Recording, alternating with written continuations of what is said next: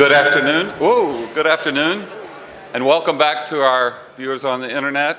Welcome back to the Atlanta Summit on Global Health and Hunger with our focus on food and nutrition security. Please, as we continue the program, it is a working summit, as it were.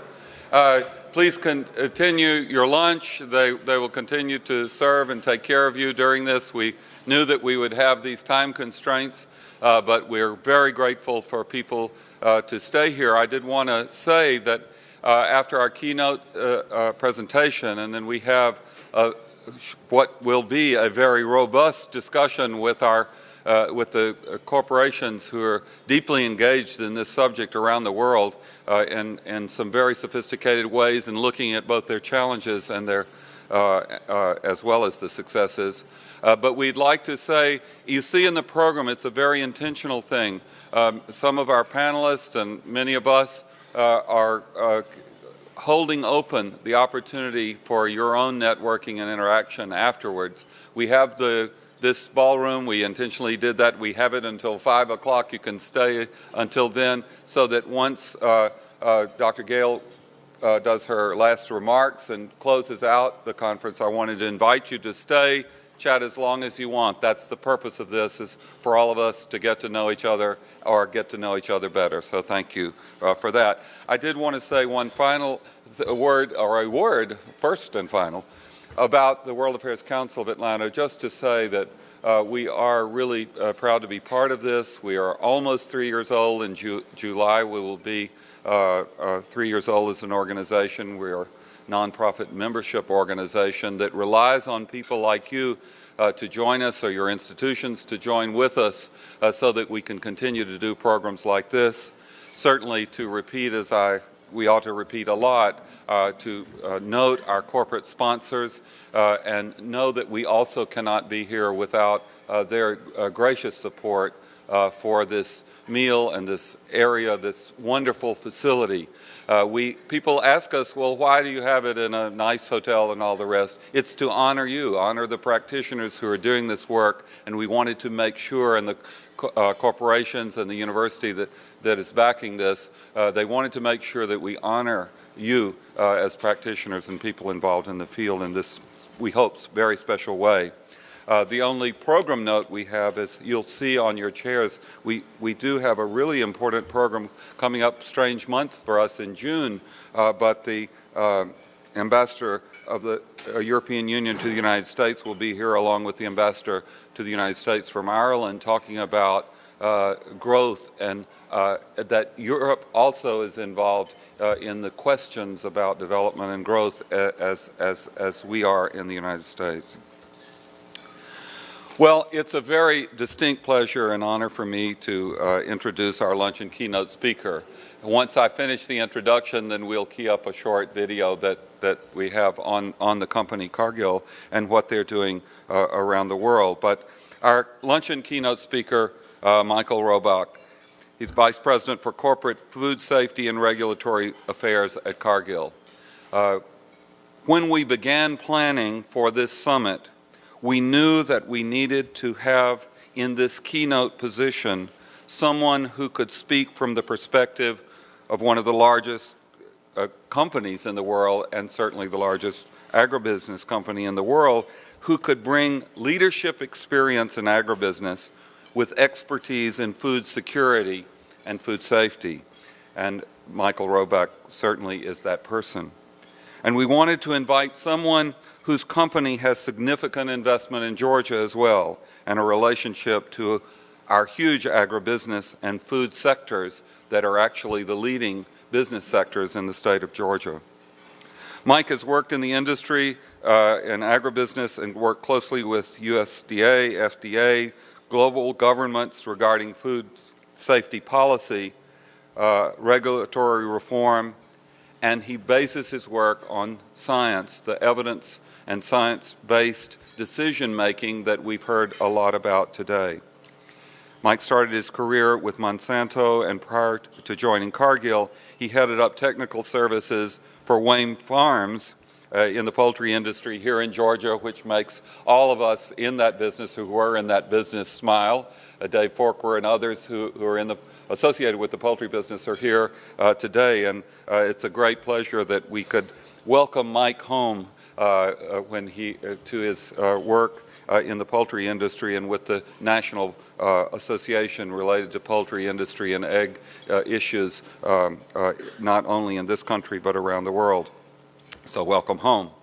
In his current position, Mike has led Cargill's corporate efforts across food protections, food security, quality assurance, animal health, and regulatory compliance. And more we're seeing in these conversations even today how these titles, these subject areas interconnect and link together. And that's the kind of work we're trying to do, is to understand how these interconnections work and work effectively, or more effectively, as we move forward. Mike continues to refocus the department that he leads toward the company's global efforts in line with Cargill's vision of being the global leader in nourishing people. Mike has served as president of the Supply of Affordable Food Everywhere, SAFE, a group of global food companies, NGOs, intergovernmental agencies, and universities, all working together to assure food safety and security in the supply chain itself that brings us food around the globe. After Mike's presentation, which will be after a short video on Cargill, we'll also have some time for Q&A, and Mike welcomes your questions at that time. So we will introduce the video, and then after that we'll have Mike come up and give our keynote address. Thank you.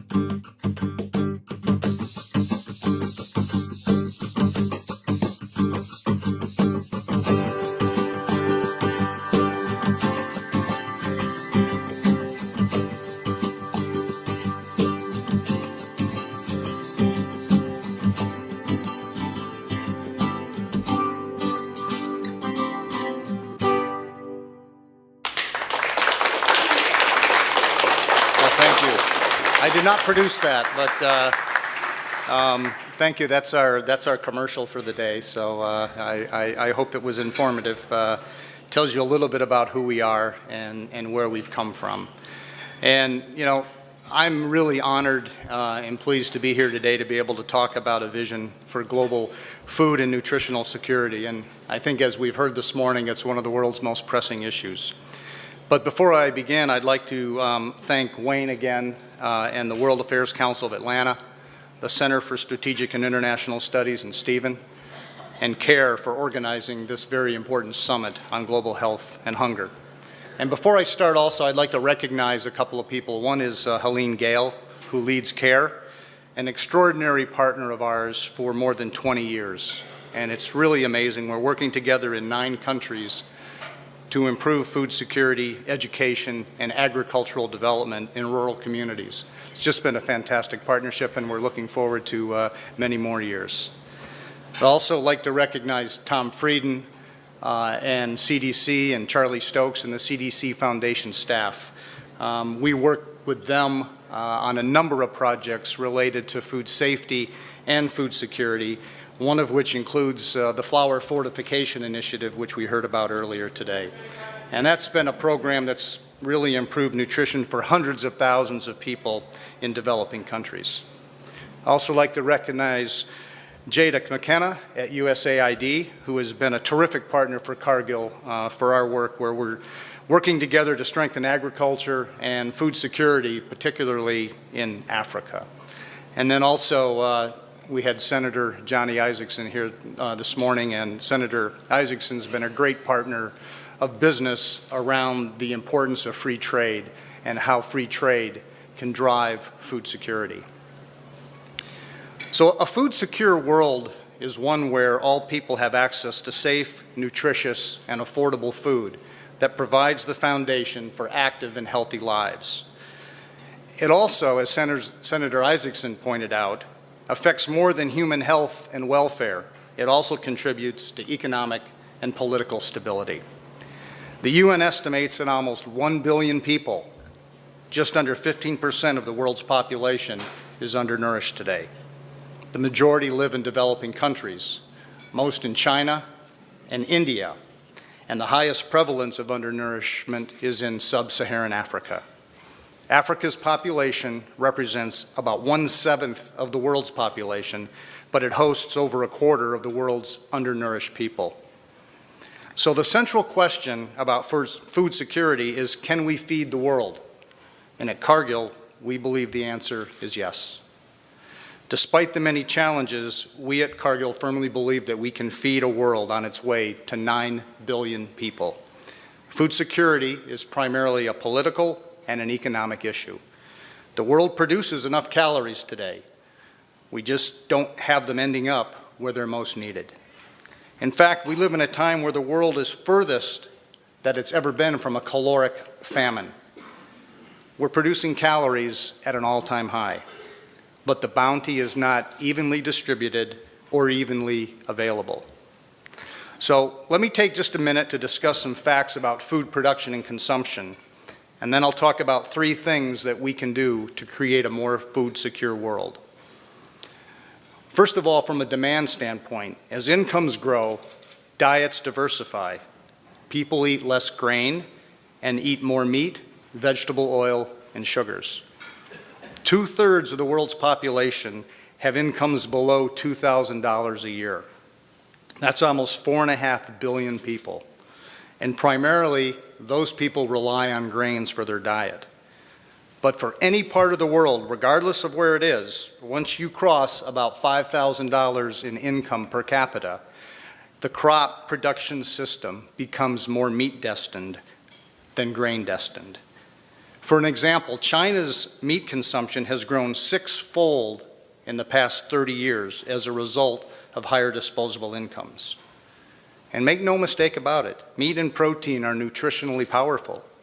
Consumed reasonably, it's loaded with nutritious protein and delivers a broad spectrum of micronutrients, one of the problems we talked about this morning. Another interesting fact about the world food system is it's dominated by the Northern Hemisphere. Approximately 87% of the world food production and consumption is in the Northern Hemisphere. And for many years, that consumption was growing very steadily at about 30 metric tons a year. But since 2002 or 2003, with the advent of biofuels, we've almost doubled the consumption growth rate to 50 to 60 million metric tons a year in increased demand. Now, we've had high prices, and that's been able to keep farmers incentivized to continue to produce more. So we have both production and consumption trends right now well above their historical lines. So over a long period of history, the main contributor to increased food production has been yield gain, and that yield gain has been really found through genetic improvement and fertilizer intensification. Acreage planted has been relatively stable from 1975 to the early 2000s, but only recently, with the advent of biofuels, have we seen an increase in acreage. So farmers have met the challenge of meeting this increased demand for food at an acceptable environmental price. And for the most part, that means not taking high conservation value land into production. Most people in the West think of food security in only one way, and that's in terms of rising prices. And rising prices then creates an angst which can interfere with reality. Food security is not complicated, but it is unforgiving. It involves interdependent parts, and having all those parts working together is what makes it complicated. So what do these parts include? We've already talked about the increased global consumption fueled by a rising population, the increased impact of biofuels, declining investment in agricultural research and development, changing consumption trends as we see middle-class communities emerging around the world, supply shocks, production shortfalls, and government policies that limit trade and productivity. Now, I want to highlight three things that, if we take the right steps on each, can create a more food-secure world.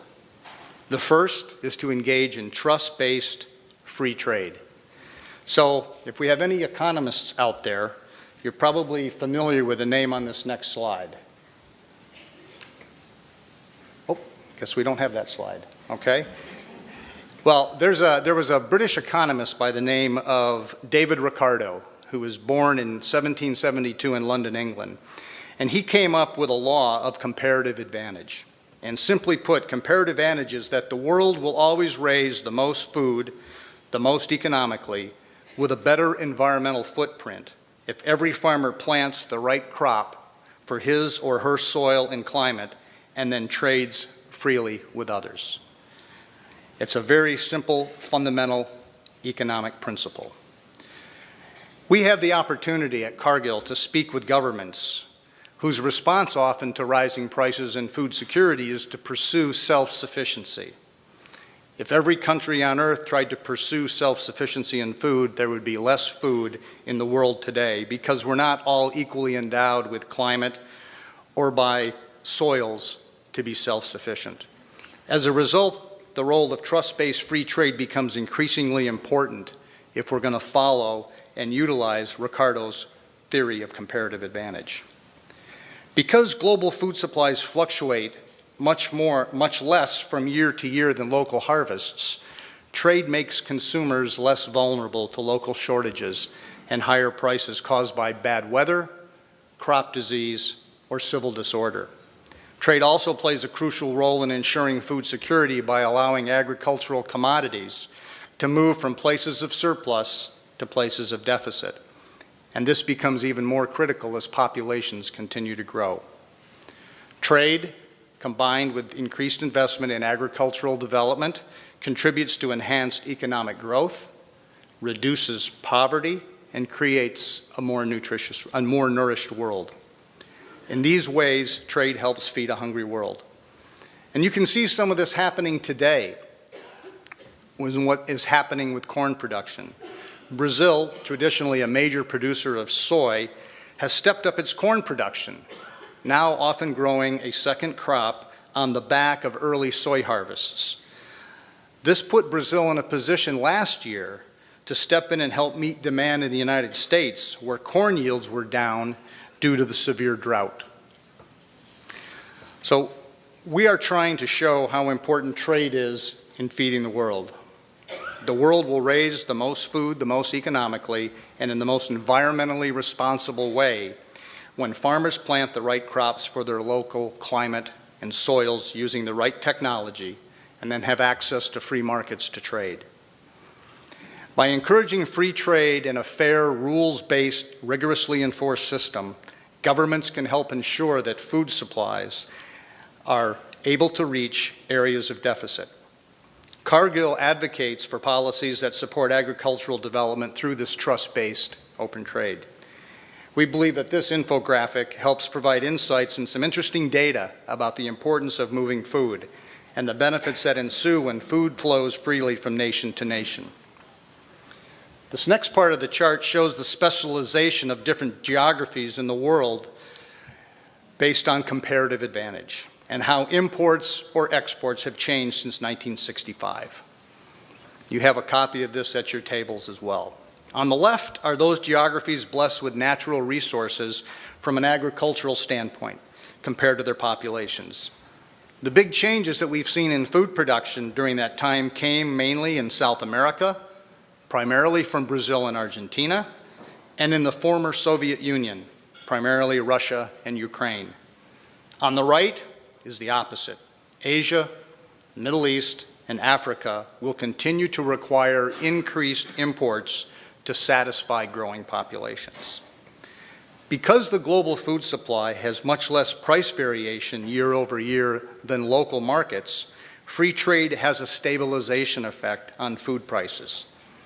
On the other hand, by closing borders and attempting to endure weather disruptions and price volatility alone, nations end up forcing higher food prices on all of their citizens.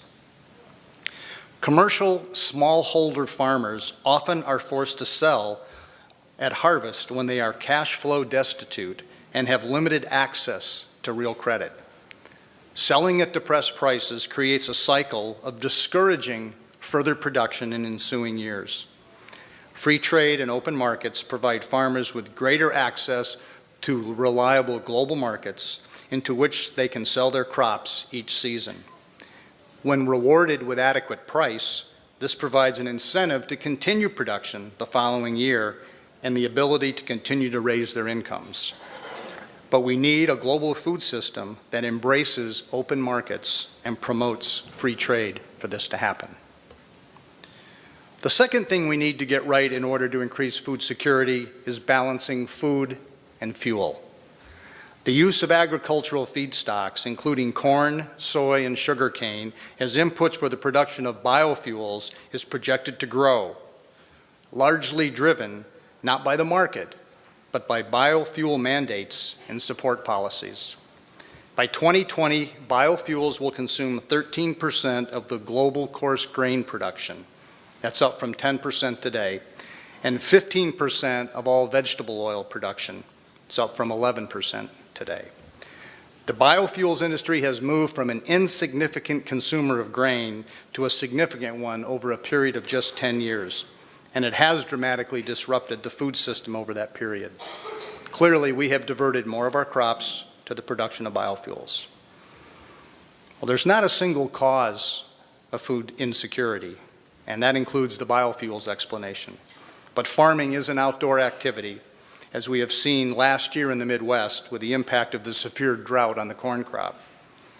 Last year, if you will remember, from January through the first week of June, the price of the most important food crops fell 20% in anticipation of bountiful harvests.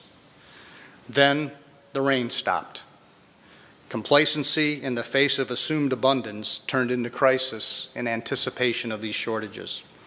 By August, corn and soybean prices had reached their highest levels, 6 years for corn, 9 years for soybeans. And the U.S. corn crop showed the biggest deviation from expectations in history, losing an unprecedented 4 billion bushels of corn production in 2012 from the first projection of the crop in May. So the drought is a reminder to all of us that we can't take food production for granted. We need to rely on our global food system and free trade. In times of market stress and supply disruptions, we need to move to more market-driven biofuel policies rather than accepting inflexible mandates. We produce enough calories to feed the world. We just have to make the right choices on how to effectively distribute those calories. So the third major item to get right is one of the most challenging, and that's realizing the potential of Africa. This is an interesting slide because it shows how really large the continent is. According to the McKinsey Global Institute, Africa represents about 60% of the potentially available cropland in the world. It is well suited to the fruits of photosynthesis, lots of sun, adequate water, and good soils. So Africa is critical to feeding the planet's growing population. But the reality today is that Africa is a net importer of food and agricultural products, despite its vast potential. Domestic food production has increased only 2.7% a year, just barely above the population growth rate. Many African countries have the lowest agricultural GDP per capita in the world, reflecting slow productivity growth as a result of poor yields and low land use. To have Africa contribute to food security, appropriate lands need to be brought into production, and existing land needs to be brought to higher levels of production. Except for northern Africa, there is lots of land. Between 21 to 30% of the land area in sub-Saharan Africa is suited for rain-fed crop production. And although Africa has land that can be developed at a fairly low cost for agriculture, ownership of these lands lie primarily with the states. Land distribution poses a big challenge, creating conflicts for smallholders who are farming land, but they don't own it. Many governments have been unable to resolve their land issues, which has limited their ability to improve production and attract private sector investment. This is an important point because it is essential for farmers in Africa or any other part of the world to have clarity around their property rights. They must be able to own their land and pledge it as collateral if they're expected to reinvest and raise their productivity over time. Farmers also need to receive a price that encourages them to invest in their operations year after year. For Africa to feed itself and help feed the world, the issue of price adequacy is crucial. To see the potential, you just need to look at their current production. There's a huge productivity gap between Africa and the rest of the world. For example, between 1960 and 2008, world maize yields doubled from 2.5 to more than 5 tons per hectare, while Africa's yields stayed at less than 2 tons per hectare. So why is the productivity in Africa so low? Primarily, it's limited access to essential inputs and equipment and a slow transfer and adoption of technology. Other factors that impact production include the lack of infrastructure, roads, ill-equipped harbors, and then the lack of storage facilities. The continent has also been marked by conflict and a lack of market institutions such as commodity exchanges that promote the movement of product through free trade.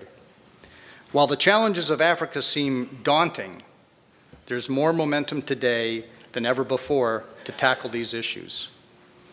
Last year, in May of 2012, Cargill was among almost 30 multinational companies announcing its support for the G8 New Alliance for Food and Nutrition Security and the Grow Africa Partnership. David Nabarro mentioned these this morning in his remarks. We believe these efforts will facilitate critical policy discussions and commitments to accelerate investment and transformative change in African agriculture. Grow Africa exists to accelerate investments into African agriculture.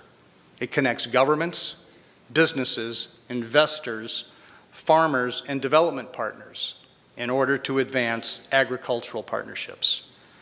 Cargill is currently pursuing a partnership to support smallholder farmers and improve domestic grain production in Mozambique. This project is in its formative stages. But we're anxious to explore a different approach to helping Africa. In years past, Cargill and others have answered the humanitarian call to provide food as part of broader relief efforts. Our goal here is to see if we can help develop a sustainable market for food grown on the continent, working with governments and non-governmental organizations to develop the appropriate public-private partnerships to make this happen. Beyond Africa, Cargill is using its leadership in food and agriculture to tackle the complex challenge of feeding the world. The basic infrastructure of the global supply chain is essential and is core to our business. We advocate for policies that increase overall food security and support agricultural development through the promotion of trust-based open trade and the promotion of efficient local markets. Cargill contributes to that trading system with our investments in logistics and storage facilities to move food from areas of excess to areas of need. Today, the world eats cheaper because we have a water-based export facility in Santarém, Brazil. We are working on the ground to increase agricultural productivity and incomes. Our ability to feed the world depends on the success of farmers at every level of production, from commercial scale to smallholders. Each year we work directly with millions of these farmers to help them raise more food, reach more markets, receive fair pricing, and improve their standards of living. And we can see this clearly in the work that we have done in our cocoa supply chain, where Cargill's on-the-ground training programs have helped smallholder farmers in the Ivory Coast, Ghana, Cameroon, Vietnam, Indonesia, and Brazil, improving their farming practices, increasing their yields, and raising their incomes. But what makes these productivity-enhancing programs work is having a reliable market for the crops and partners with which to trade. So the challenge of food security can seem daunting, but working together we can make this challenge. The imperative is to get global policy right. If the economics are right, the world will have more to eat. And we believe that companies like Cargill that are directly or indirectly in the food business have a responsibility to promote this trust-based free trade. Secondly, we need to be willing to have a frank discussion about food and fuel. And I believe we can have an appropriately sized biofuel industry and also extinguish hunger. We have to have the political will to get it done. And finally, it's imperative that we find a way to unlock the potential of African agriculture. Africa can contribute to food security if we can get farmers property rights and the right price to increase production. We can find a way to help Africa leverage the comparative advantage it's been given in terms of rainfall, soil type, and climate. So, can we feed the world? At Cargill, we believe by acting on our vision to be the global leader in nourishing people, advocating for policies that let markets work and enable farmers to thrive, expanding access to food through the development and implementation of public-private partnerships, and increasing agricultural productivity and incomes, the answer is yes, we can. Thank you.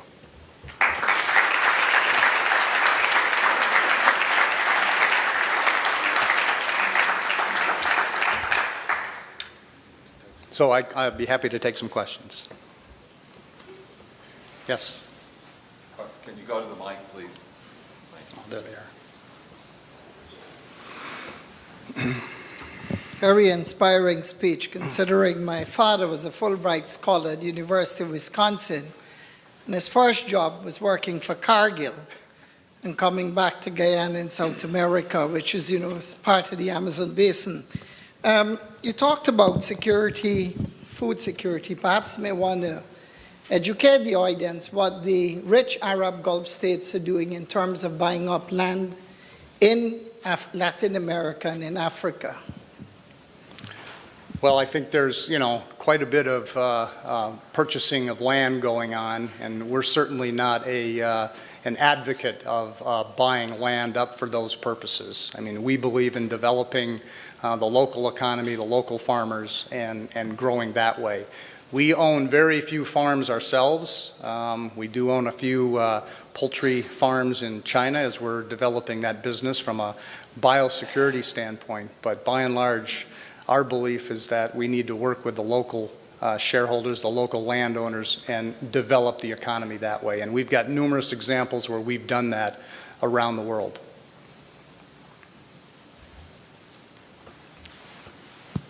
My name is Mark Tanner. I teach economics at Kennesaw State University. And you shared with us the blessings of free trade, but you spared us the curse of subsidies. Why is that? Well, I mean, you're not going to get a subsidy argument from Cargill.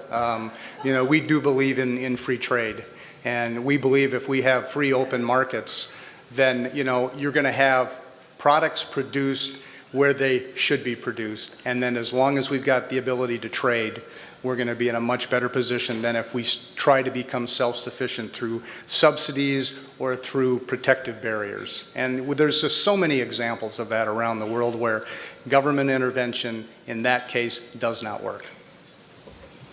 Hi, my name is Damaso.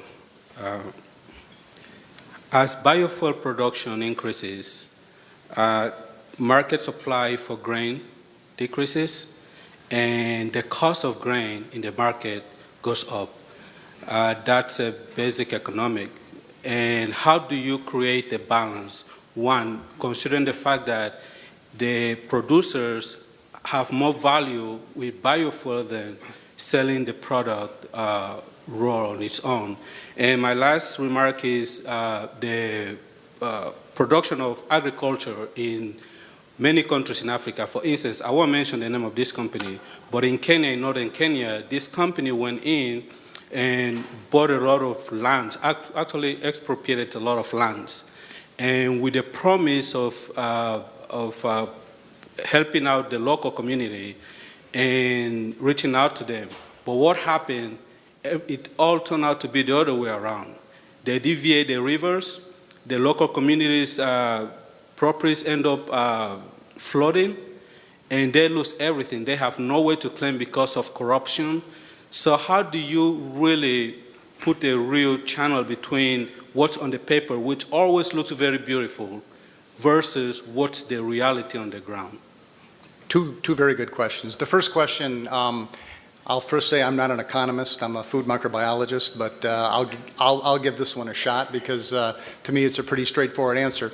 Biofuel policy should be based on market conditions. So if the market demands biofuels, and biofuels are an economic alternative to fossil fuels, then you'll see that business grow. Right now, we're putting biofuels into gasoline because of government mandates, not because the market's demanding it. So that's the answer, number one. Let the market decide where those grains go. The second piece is, I think, a problem that everyone faces around the world. And that's why it's so important to have these public-private partnerships in place so that you have appropriate governance of these kinds of projects, so the conditions that you described don't happen, so that people know and they go in with their eyes wide open, fully transparent on how they're going to be doing the development work. And it's done in conjunction with local government as well as national government and the private sector. So you have to have all the stakeholders involved. And if you don't, I think that's when you run into trouble. Thank Ginger Floyd Morehouse. Thank you for using the How Big is Africa map. So it opens so many people's eyes. We really don't understand the vastness of this continent. But what I have a question on your Food Must Move graphic. Yes. All of the arrows to Africa go in, as you mentioned. Is Cargill doing anything to get little arrows between countries inside this map? We are. Yes, thank you.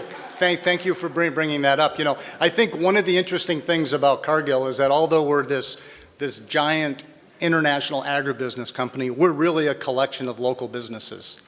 And anybody that's seen our operations down in Central America, for example, in Guatemala, Honduras, Costa Rica, Nicaragua, I mean, that's a local business. We operate locally down there. And 98% of what I produce in China stays in China. I've got, almost 60 facilities in China, but it's all for the Chinese market. So we're very much a global to local kind of company. So our intention would be, obviously, to look at where we could move into Africa so that Africa can feed itself, and then hopefully they become, given their potential, a net exporter. Yes. Hi, my name is Rebecca Kelly, and I've been teaching for the University of Georgia Terry College of Business. And my past has also been in corporate. I used to work for Monsanto myself. I know that Monsanto is very big on business plans. I want to find out if you're looking at a business plan country by country and strategically planning what exactly you're going to be doing per country, per the culture, and also having some end dates as to when you will end world hunger, I think country by country. I think the dates are crucial.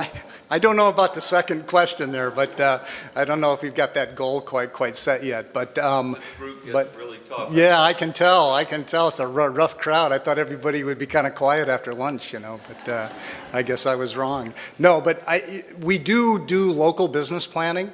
So we're actually in the process of kind of revamping the way that we're organized. We've just taken all of our food businesses down in Argentina, for example, which were under 2 or 3 different business units, consolidated them into a single Foods Argentina business. We have a Foods Brazil business. Our Central American businesses are conglomerated into businesses. So yes, we very much focus in on the local economy, the local conditions, and the culture. You will not find a lot of expats in our businesses overseas very long. We'll send some over there to get things started, but then our goal is to really staff up with local people who know the market and who know the government, and that can operate most effectively. So yes, our business plans are definitely locally generated. Hi, my name is Claudius. I'm originally from Ethiopia. I'm wondering what a company like yours has done to engage the African diaspora because of their capacities. I'm sorry, the African Diaspora. Oh. Because I know they have the capacity because most yes, I know, I understand. I understand.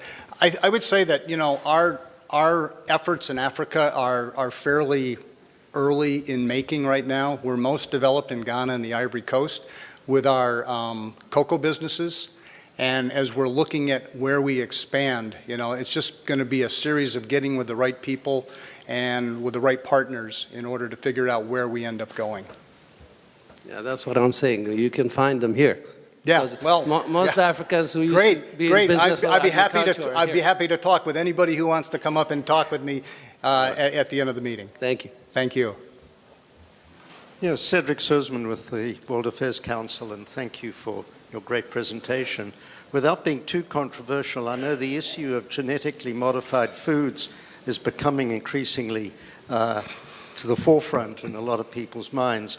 What role do they play in increasing yields and in helping you achieve your goal? And on the other side, what problems are they presenting to you as a company that produces food and distributes? That's a very, very good question because, we're a science-based, technology-based company. And so we're going to look at what technology can offer us in terms of improving the way that we produce food, whether it's through increased yields or whether it's through improved nutritional content of those foods. So for me, genetically modified is an important technology plank that we need to utilize responsibly. And by saying that, I mean we need to be transparent. We need to have appropriate government oversight to assure the safety of these events and that they're being used in a responsible way. But I believe that they are going to be critical to our success in driving better yields, different varieties that are adapted to different environments, and then also increasing the nutritional content of what we produce today. Thanks. My name is Alex Alexandridis. I'm a professor emeritus at Georgia State University. I have to tell you that I first tasted chocolate in a care package after World War II when we were starving and American aid came. And we love companies like you. You're the largest grain producing company in the world. But in my service at the UN, I was always painfully surprised to see that in conferences like the International Commodity Agreements, when prices were determined on which developing countries were either starving or making a living, our representation was totally commercial.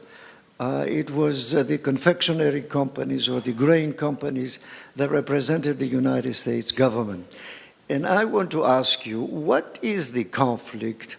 I know your interests are in your stockholders, the non-profits is to the world.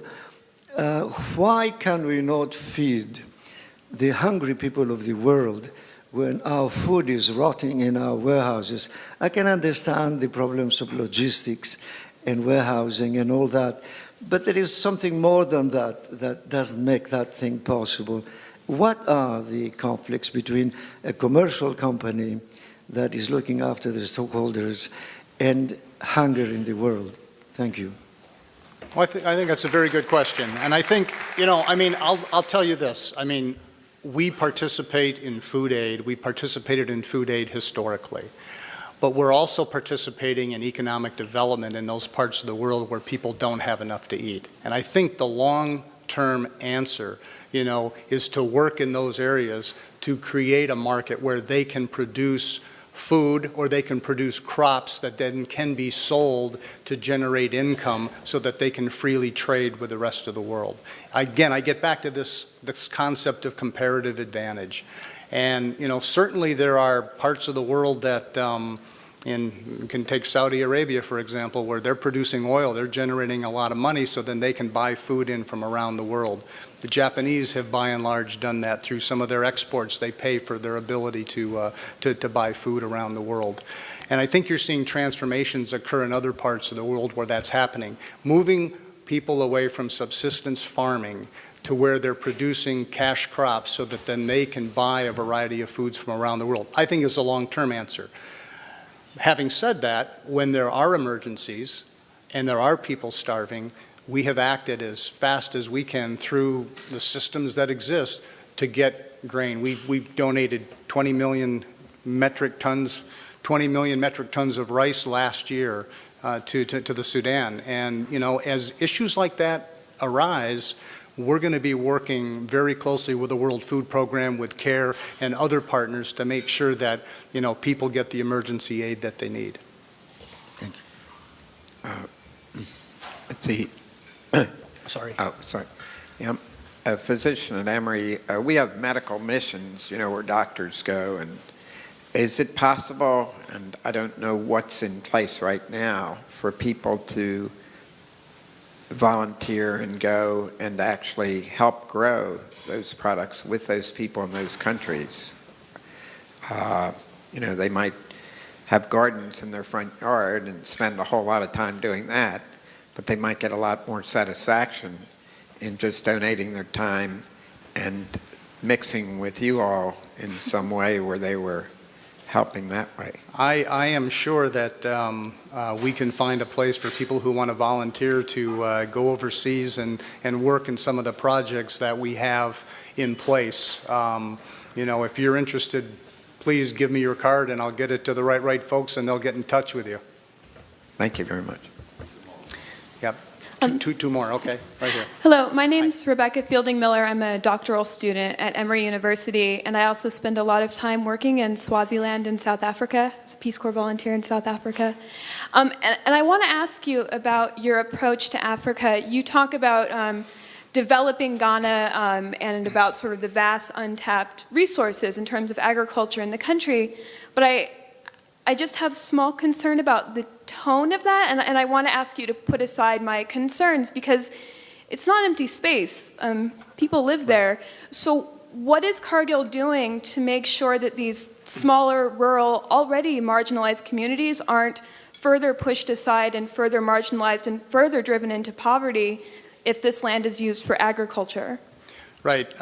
That's a very good question, and we have a lot of experience with that in other parts of the world where by actually creating opportunities for people to come and move off a subsistence farm and begin working and earning incomes and moving into the middle class. It's about economic development. It's about economic opportunity. Doing what they do today, there's no chance that they're going to do anything differently than the previous generation.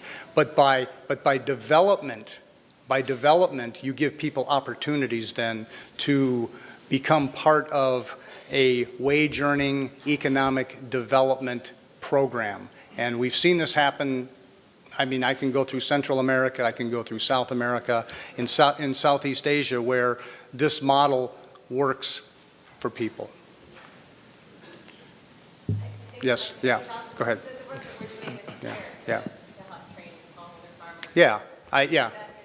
Yeah, I mean, I think the other point that Michelle's bringing up here is that we do a lot of work with CARE and other organizations to develop and promote small shareholder farmers. women especially, that are giving them economic opportunities, giving them access to a marketplace that they wouldn't have otherwise. Part of the problem is when the crop comes in, that's when everybody's crop comes in, right? And if they have no way to store their grain or they have no way to sell it into another market, they're going to get hit with a depressed price. And so that cycle just continues. So trying to create opportunities to either store their grain and wait for the market price to come back up or to go into other markets really is what we're trying to do. Yes, sir. William Mansfield, Sustain Atlanta. I wanted to call upon you to ask you a simple question. As Cargill being the largest company, privately held company in the world, what efforts domestically here in the United States is Cargill made a commitment to from a corporate responsibility standpoint as relates to urban deserts in intercity communities throughout the United States? And with the vast resources that your firm has, along with other organizations such as yours, I am asking you from the standpoint of the 21st century challenge of humanity in America, what are we doing collectively together as a company, or is your company doing today in regards to this challenge of healthy, responsible foods or healthy foods as relates to inner city communities that don't have resources and access to the food in which you guys have pretty much been able to distribute around the world? And what efforts are you willing to personally take to see that these things are changed in the 21st century? Thank you. Yeah, no, we have a partnership with Feeding America, which is one of our major partners. And so we're big contributors to them around not only getting products into the food bank, we also worked with them to put together their food safety program to assure the integrity of the products that go into those food banks that are available for people in these urban deserts. We've also worked with our retail customers and promote and help them as they're looking at new distribution systems to get products into the inner city marketplaces. It's difficult for us because we're not a retailer, but we do work with the retailers and try and help them in getting a variety of products that will meet the demands of those local markets.